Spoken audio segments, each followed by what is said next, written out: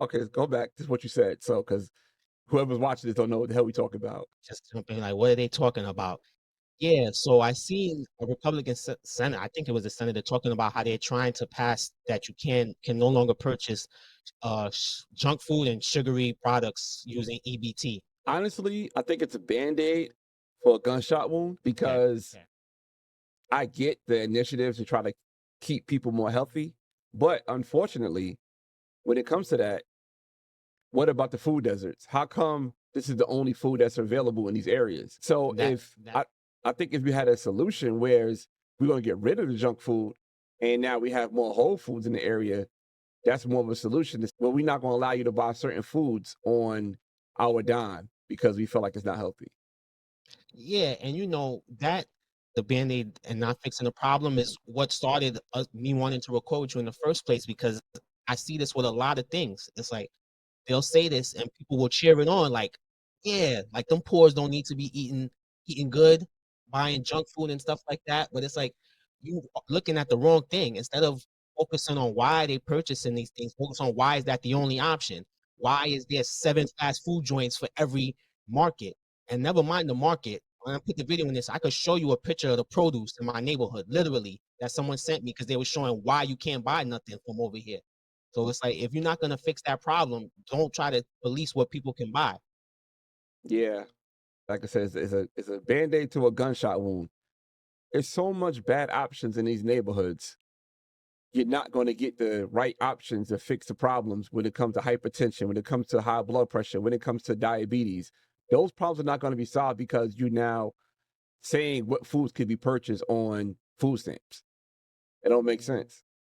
Not at all. As someone who lives in the city, it's a luxury, mind a luxury that I have a car and I have to drive to Jersey to go food shopping, all the way to Walmart, which is almost about 20 miles away from me. But not a lot of people don't have that option. Yeah, they have to shop at the Dan's over here and buy whatever crap produce they can get their hands on, and it's overpriced. Like, don't even get me started into that. It's bad and it's overpriced.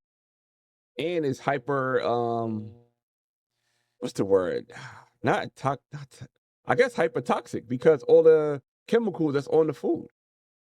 Like if Yeah, you buy an apple from a supermarket anywhere, I mean, you can buy apple from Whole Foods. It's way different than the apple that you buy from, say, you go upstate to the Amish that's selling apples on the side of the road. It's way different. And when I'm talking about Whole Foods, and now if you're talking about apples in the hood, you might get the same quality apple of the plastic apple that's there for decoration. yeah, you liable to. And where's the Yeah. discussion about food deserts? Because you don't see that. I assure No. you, like at my news network here on Pix, Fox, CBS, I've never seen a conversation about food deserts. Ever. And that's the problem. The problem is the food desert. The problem is not the junk food. You ain't got no choice. Who did I okay, have you ever heard of Dr. Bobby Price? No. All right, so Dr. Bobby Price is a brother out here in Atlanta, and he has a cleanse and detox that I do at least once a year.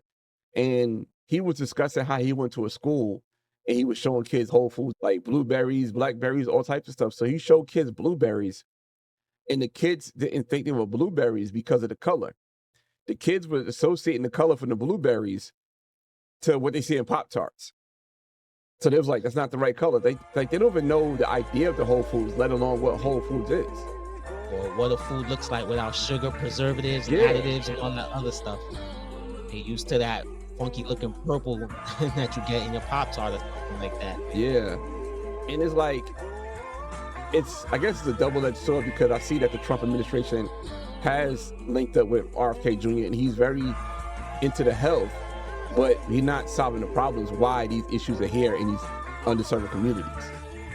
If you're not going to solve that problem, then why even fight for this? Like the way you are fighting for it. I know.